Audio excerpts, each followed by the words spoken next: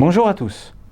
Psychotora, c'est une émission qui décrypte avec vous des sujets de société à la lumière de la Torah, en compagnie du Rav Israël Meir Kremizi qui a une double casquette à la fois de rabbin et de thérapeute, et avec le pédopsychiatre, le docteur Aboulafia, on va se pencher ensemble sur ces sujets de psychologie qui touchent notre société et notre monde juif.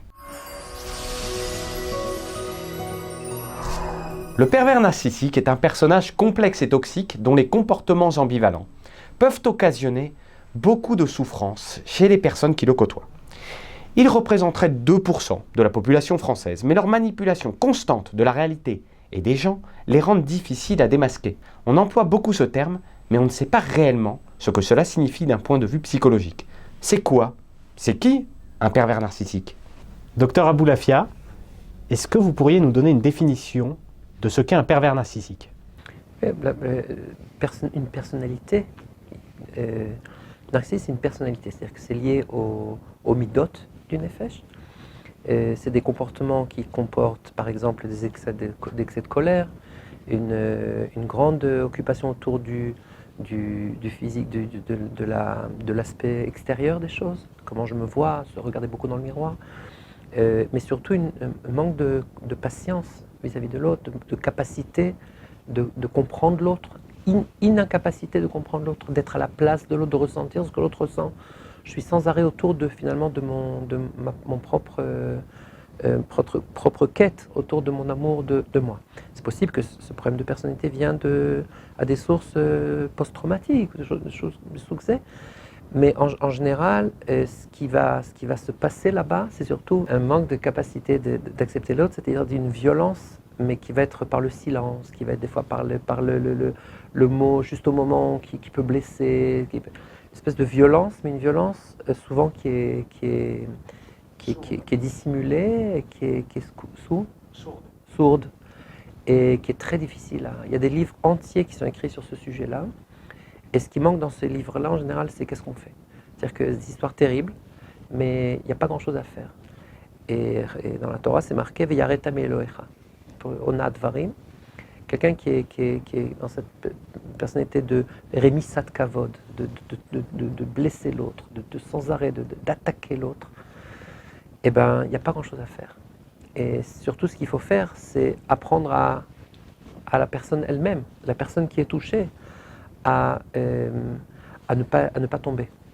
Donc les traitements qu'on va faire pour ces gens-là, par exemple en psychodrame ou des tas de choses qu'on va pouvoir faire pour eux, c'est de les aider à garder leur propre amour propre, et puis peut-être à un moment donné d'apprendre à partir de cette relation. C'est pas une relation qui est vivable, c'est une relation qui est invivable en général, qui est très très très difficile. Et je pense que si c'est pas des violences, des fois, ça peut être aussi des violences physiques, d'autres violences, mais même si c'est une violence qui est sourde et secrète et intérieure comme ça, elle peut l'écarcer, elle peut manger la personne de l'intérieur.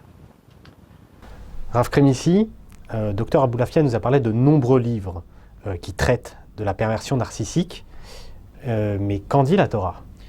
Le Mirtav Eliyahu raconte qu'un jour il était dans un parc et il a vu deux petits enfants jouer. Un enfant a construit un petit tas de sable et monté sur le tas de sable et a dit à son ami « Je suis plus grand que toi ». Et vraiment, il était plus grand à cause qu'il est monté sur un tas de sable. L'ami a été très fâché, a poussé son ami par terre et il lui a dit « Maintenant c'est moi qui est plus grand que toi ».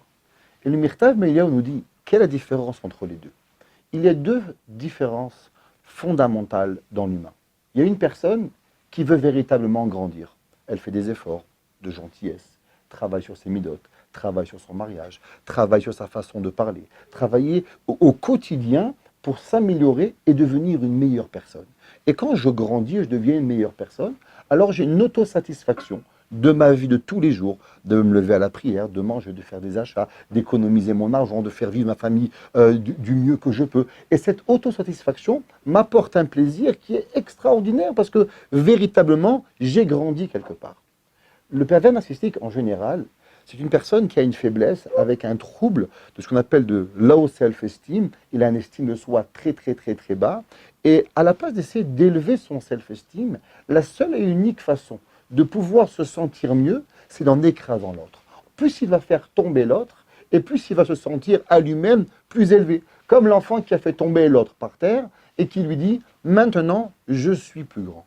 Si je dirais dans la Torah où on a vu ces deux principes, c'est, d'après le Harizal, c'est le même personnage, c'est Caïn et Korach. Caïn était un pervers narcissique général, c'est que Hével, son frère, a eu 2 sœurs, lui en a eu une, il a voulu se marier avec la deuxième sœur, n'a pas voulu que son frère, pour des raisons qu'on ne va pas rentrer maintenant, et il est devenu totalement fou, avec un comportement, lui demandant de ne plus marcher sur la terre, lui demandant de ne plus vivre, le coupant en morceaux. Avoir, ça veut dire qu'il était plus capable de supporter que son frère, ils étaient 3 dans le monde, avait quelque chose que lui n'avait pas. C'est pas pour rien que le Harizal nous dit que Caïn est le Korach, le Gilgoul de Caïn, qui est un plus grand pervers narcissique que Korach. Korach va non seulement discuter sur Moshe Rabbeinu, il va réussir à prendre l'homme que tout le monde a vu monter dans le Har Sinaï, et à travers de la moquerie, en abaissant Moshe Rabbeinu, le ridiculisant pendant toute une nuit, à venir faire croire à 250 des plus grands rabbins de la génération, à pouvoir leur faire croire ce qu'ils voulaient, parce que, au bout de tout, qu'ils n'avaient pas eu ce que lui, il voulait. Il voulait devenir le chef de la tribu des Lévi'im, il n'a pas eu, automatiquement, il a réussi, en abaissant Moshe Rabbeinu à un tel niveau de pouvoir y arriver. Donc la Torah, elle en parle véritablement. La Torah nous donne les conséquences de Caïn, et elle nous parle des conséquences de Hével. Et le Rav Chaim Shmulevitz demande, je ne comprends pas, comment ça se fait que les enfants de Korach vont mourir, mais les enfants de Korach n'ont rien fait. Et la réponse que donne le Rav Chaim Shmulevitz, c'est que vivre avec un père qui est un pervers narcissique, normalement, il n'y a quasi aucune possibilité que les enfants vont sortir bien. Ça veut dire que ce trouble de la personnalité, il endommage pas seulement la femme, il endommage les enfants, il crée un trouble très profond. Alors, docteur Aboulafia, je reviens à vous. Vous aviez mentionné le fait qu'il est très difficile pour les pervers narcissiques de guérir, mais comment l'entourage d'un pervers narcissique peut-il se reconstruire ? J'ai pas la possibilité, c'est vrai, d'influencer directement sur l'autre. Il n'est pas capable de recevoir. Pourquoi ? Parce qu'il est tellement il ne s'aime pas. Toute critique va simplement lui faire monter ses murailles encore plus hautes. Donc on ne peut rien lui dire. Mais il y a quelque chose qu'on peut faire. C'est d'abord prier. Deuxièmement, travailler sur moi-même. Troisièmement, il y a des moments, comme par exemple dans la relation de couple, ou dans des moments comme ça qui sont un petit peu des moments pas de faiblesse, qui sont propres à cette espèce d'ouverture du cœur. Essayez petit à petit de caresser ce côté-là, de l'ouvrir un petit peu. Pensez comment est-ce qu'on peut faire des changements, travailler sur nous-mêmes, etc. On étudie, par exemple entre couples, des fois on fait une étude ensemble, on essaie de travailler ensemble. Et puis des fois, si moi je suis l'enfant d'un parent qui est comme ça, qui s'énerve pour tout, je vais devoir apprendre à me protéger.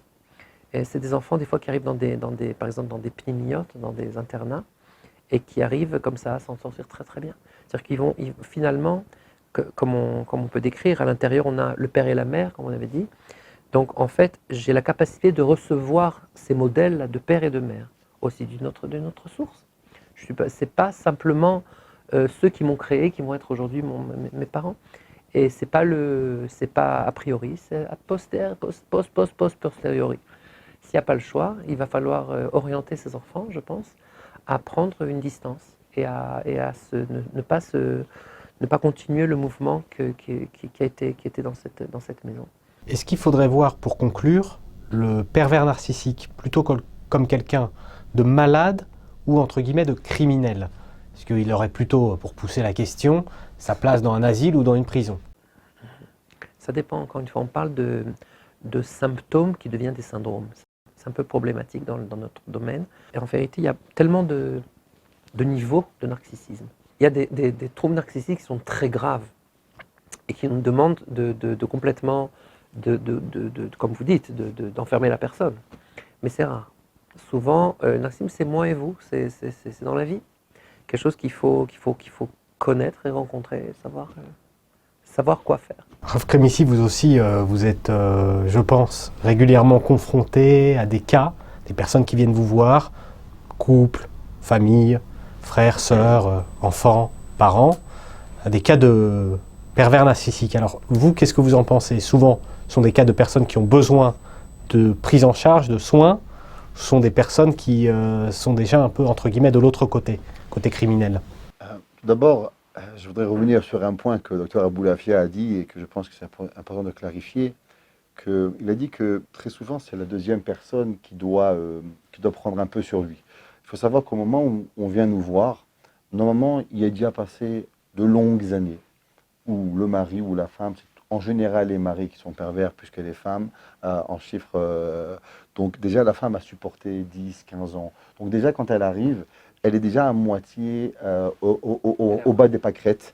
Elle est déjà plus capable de supporter rien du tout. Parce que pour pouvoir ouvrir sa vie à un arabe, à un thérapeute, raconter comment elle se sent, comment elle se fait traiter, les insultes, en général, c'est qu'elle est complètement détruite. Alors si on arrive avec un discours, mais madame, prenez encore sur vous, la première chose qu'elle va vouloir, c'est passer par la fenêtre. Parce que si c'est la seule solution qu'on lui dit, madame, c'est de supporter, donc ça veut dire que on n'a pas compris ce qu'elle a.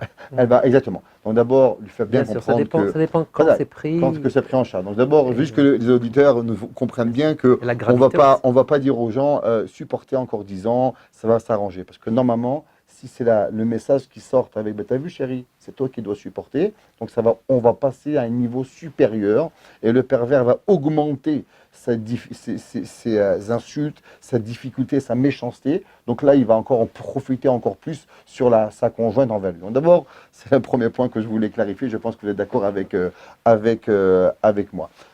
Je pense dans chaque difficulté, on n'est pas parfait. En général, on sait que les pervers sont des enfants que, par exemple, ont été abandonnés par leurs parents, ou ils n'ont pas reçu des besoins essentiels dans leur enfance. Un père pas là, une mère par là, une mère qui les a abandonnés, pas manger correctement, pas avoir des besoins essentiels dans leur enfance. Donc, ils ont un problème. Maintenant, en tant qu'adulte, en tant qu'enfant, on excuse tout, parce que tu es un enfant. Mais en tant qu'adulte, tu as une difficulté, eh ben, c'est pas grave, va voir un docteur, va voir quelqu'un qui va t'aider. Je pense que leur plus grand problème, c'est pas d'avoir un problème, c'est de ne pas aller chercher de l'aide. Alors ils sont, on va dire, shogeg ou honnêtes, ils sont, comment on pourrait dire, shogeg, innocents d'être malades, mais ils sont coupables à 100% de ne pas voir et de ne pas prendre de l'aide. Quand je dis coupable, parce que quand un homme voit sa femme pleurer, quand un homme voit sa femme et ses enfants terrorisés, quand un homme voit la difficulté à laquelle, à chaque fois que sa femme le voit arriver, elle va peur. Il y a des femmes qui me disent « j'ai horreur du Shabbat parce que mon mari commence à calculer ce qui ne va pas et ce qui ne va pas, il me le fait voir. Donc pour moi, Shabbat, est égal au Gehinam sur terre, à l'enfer possible. » Donc ça veut dire que si tu vois ta famille comme ça, de tes propres yeux, les gens avec qui tu dis que tu aimes, les gens avec qui tu dis que tu travailles pour tout leur donner, et tu es capable de leur faire vivre 364 jours, parce que pour que tu ne leur parles pas, parce que tu fais ta Dibour, alors 364 sur 365, et tu ne vas pas chercher de l'aide, alors tu es coupable à 100%. Pas d'être malade, mais de ne pas être parti chercher de l'aide.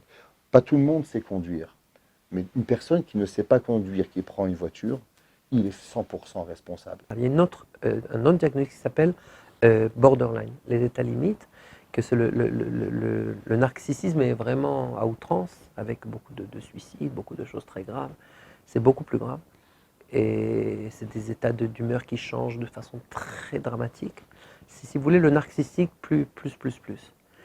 Et en général, une personne narcissique, c'est une personne qui vit, qui travaille et qui a un manque de progression intérieure. C'est-à-dire qu'il y a une espèce de kiyut, un blocage au niveau du développement du self. Et donc, on va l'aider. Je pense qu'on va l'aider. Rav Kremissi, Dr Aboulafia, merci à vous deux pour votre participation. Si vous avez des questions, que vous souhaitez réagir à cette émission, laissez un commentaire en bas de cette vidéo. Kol Touv. Une question de halakha, besoin d'un conseil personnel? Avec le service Questions au Rav, les rabbinim de Torah Box sont à votre disposition 24 heures sur 24, 6 jours sur 7, pour vous répondre et vous aider sur tous les sujets. Shabbat, couple, cacheroute, conversion, loi de deuil. Questions au Rav, C'est 13 000 questions reçues chaque année et répondues par écrit sur le site ToraBox et par téléphone. Un appel reçu toutes les 4 minutes. Questions Rave, un service exceptionnel, gratuit pour vous.